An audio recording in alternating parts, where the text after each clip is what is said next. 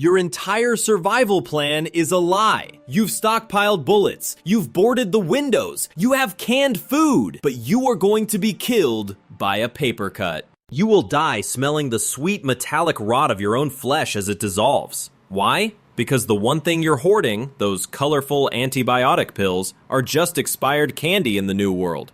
The paradox is, your life won't be saved by the sterile pharmacy. It will be saved by the filth. It will be saved by the exact thing you try to scrub away. I'm not talking about medicine. I'm talking about mold. I'm going to show you how to turn toxic green fuzz into the one thing that separates you from the walking dead. This isn't science. This is desperation. And it's the only thing that works. The sepsis timer is ticking. The real enemy in the collapse isn't the zombie, the raider, or the radiation. The real killer is microscopic. It's the staphylococcus on your own skin, waiting. It's the Clostridium in the dirt. The moment your skin is broken, a timer starts. In the old world, you'd wash it, slap on a bandage, and forget. Now, that simple cut is a gaping doorway. You have about 12 hours before the redness starts, 24 before the throbbing, 48 before the fever hits and your body starts losing the fight. This is the sepsis timer. It's the invisible clock that governs all survival, and it ticks faster than you can run. You're barricaded in some suburban ruin, your leg throbbing. It's not just a throbbing, it's a presence. It feels hot, tight, and wet, even though the skin is dry. You can feel the infection spreading, a red line of inflammation creeping up your limb like a venomous snake. This is lymphangitis. It's your lymphatic system, your body's sewer system, screaming that it's overwhelmed. It's the infection going systemic. Once that red line hits the lymph nodes in your groin or your armpit, you're in the final stage. The bacteria are dumping toxins directly into your bloodstream. Your own immune system, in a desperate panic, will launch a cytokine storm. A scorched earth defense that burns your own organs down in an attempt to kill the invader. That's sepsis. It's not the bacteria that kills you, it's your own body's panicked, suicidal response. Apocalypse hygiene, the first lie. We are obsessed with sterility. We were raised on hand sanitizer, bleached countertops, and sterile wrapped everything. This is the apocalypse hygiene lie. In this new world, you will never be clean again. You are a walking ecosystem, a biome of trillions of bacteria, and that's okay.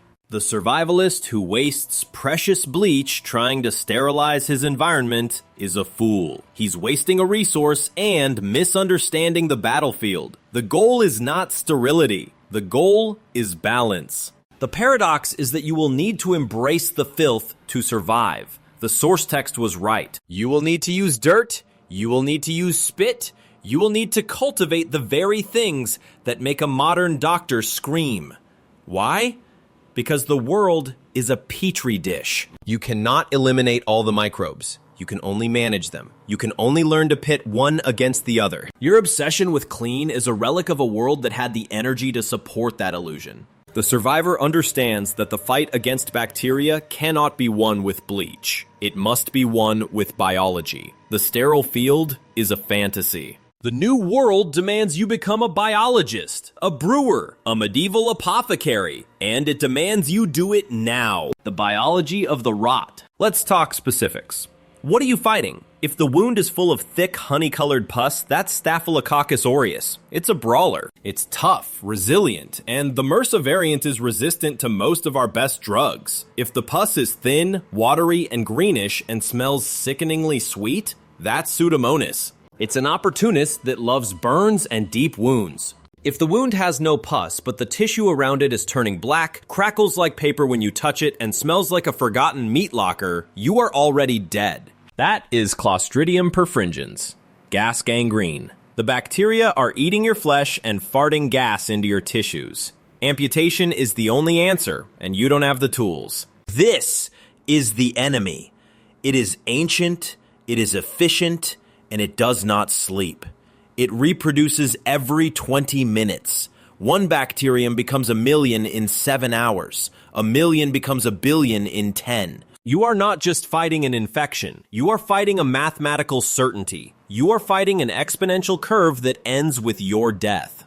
This is the why. This is the desperation that makes the rest of this conversation not just necessary, but logical. The false hope of the pill bottle. But wait, you think. I'm a prepper. I have a fish tank. I scavenged a pharmacy. I have bottles of amoxicillin, doxycycline, and Cipro. I am safe. No, you are not. You are deluded. The pill bottle is the second great lie of the apocalypse. First, expiration. Those dates on the bottle are not a suggestion. They are a chemical promise. After that date, the complex organic molecules begin to break down. Best case, they just become weaker. You take an 80% effective pill which fails to kill the infection but successfully teaches the surviving bacteria how to resist it. You are training the enemy. Worst case, the drug breaks down into poison. Take expired tetracycline and you will experience renal failure. Your kidneys will dissolve. You will trade a leg infection for a total body shutdown. Second, identification. You find a bottle of pills, the label is washed off. Is it amoxicillin or is it a beta blocker for blood pressure? You take it. Congratulations, you just dropped your blood pressure to 0 and died of a heart block instead of an infection.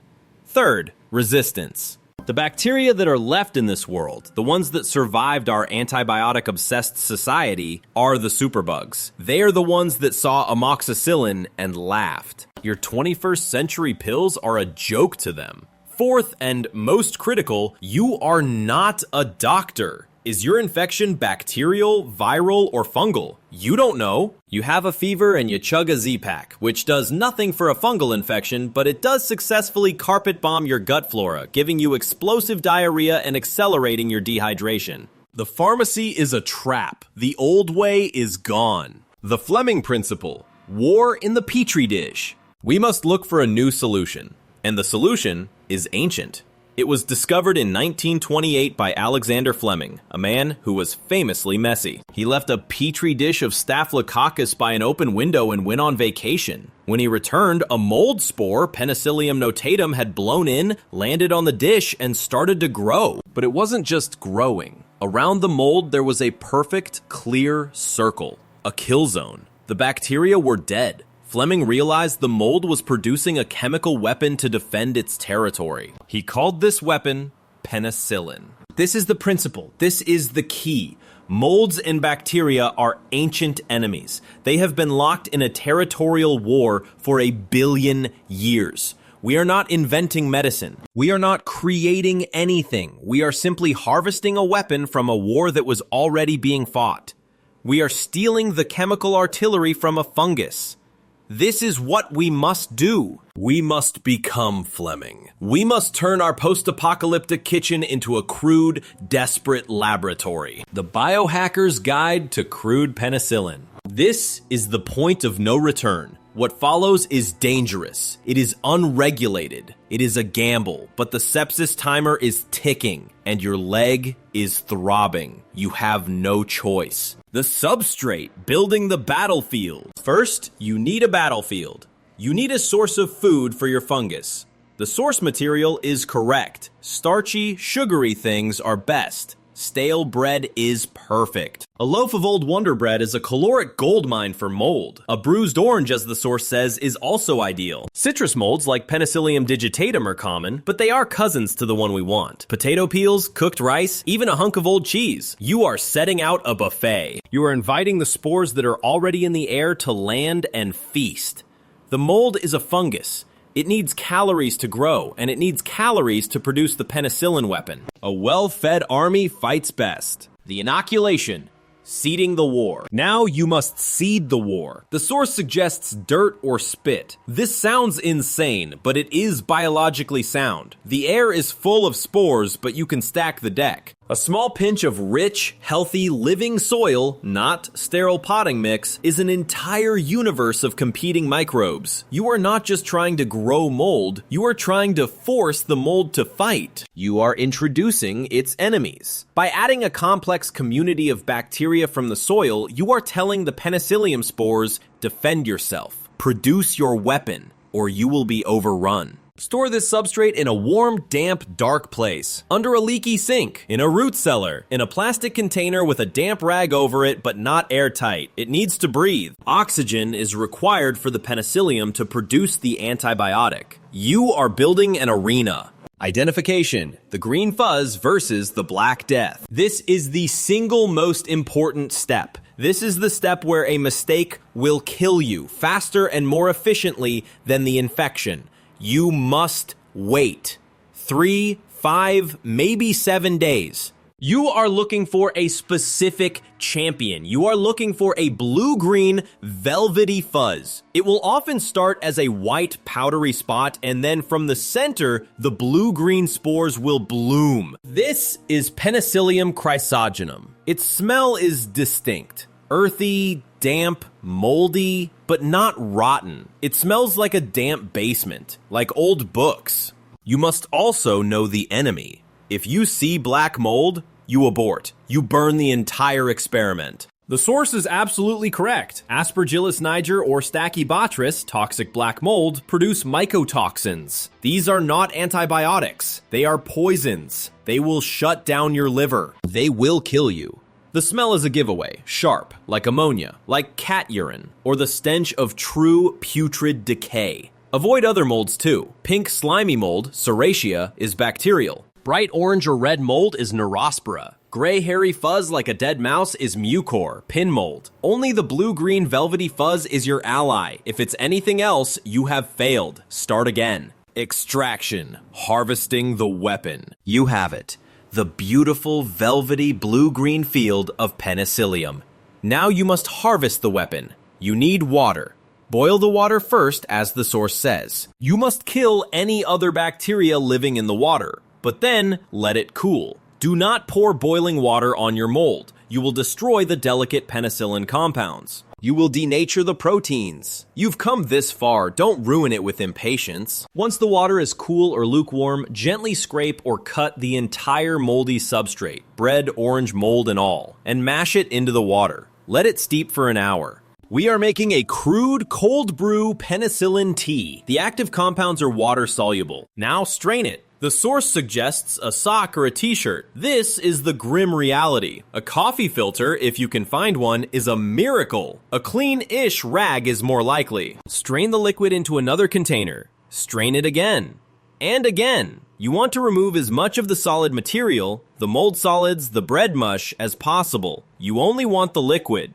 This liquid is your crude penicillin brew. It will be cloudy, it will be brownish green, and it will smell like a damp forest floor. Fermentation, the waiting game. The source mentions fermenting for another day or two in the dark. This is a wise, if misunderstood, step. It's not true fermentation, it's a secondary extraction and a settling phase. Store this liquid in a sealed but not high-pressure jar in a cool, dark place. Why?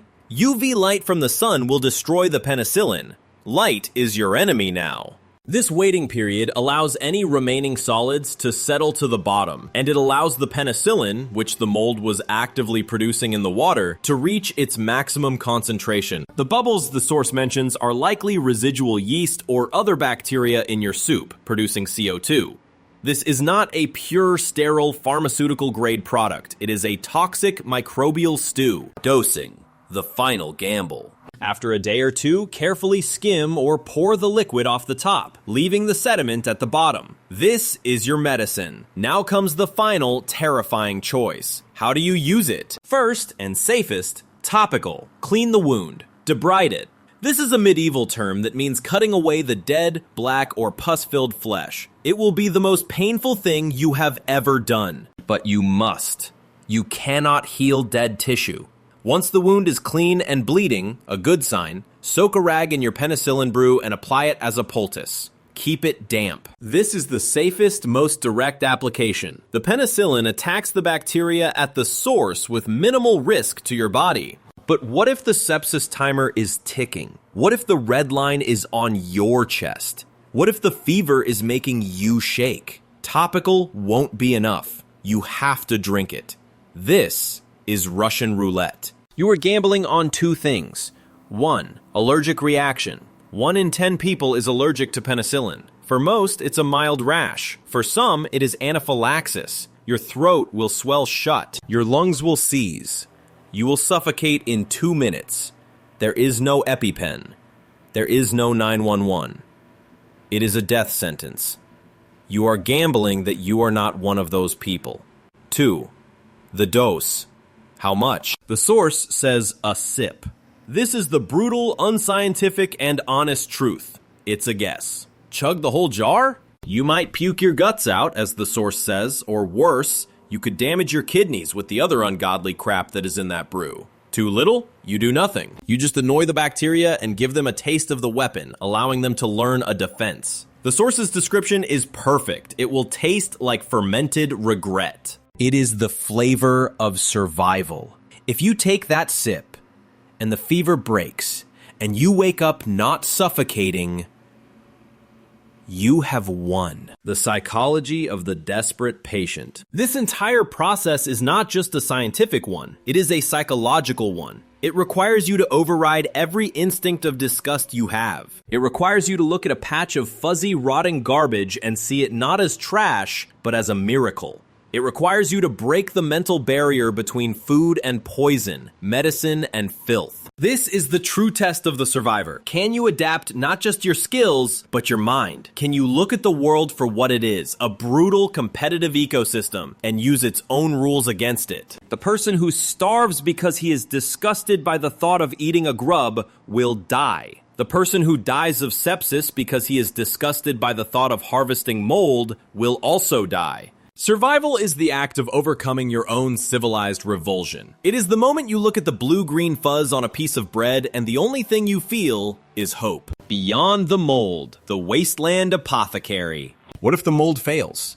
What if it's the wrong season? What if you are allergic? The Wasteland provides other weapons. This is the 25% new information that might save you. First, honey. Raw, unpasteurized honey. It is the perfect wound dressing. It is hygroscopic, meaning it sucks the water out of bacteria, killing them by dehydration. It also contains hydrogen peroxide and other enzymes. It is a natural antibiotic and a sterile dressing, all in one. If you find a hive, you have found a pharmacy. Second, garlic. This is nature's broad-spectrum antibiotic. Crushing garlic releases allicin, a powerful sulfuric compound that kills bacteria, fungi, and viruses. A garlic poultice on a wound or eating it raw is a powerful first defense. Third, sphagnum moss. The gray-green moss that grows in bogs. This was the battlefield dressing of World War I. It is 20 times more absorbent than cotton, and it is highly acidic. Its pH is so low that no bacteria can grow in it. Packing a wound with sphagnum is like packing it with a sterile, acidic, absorbent sponge.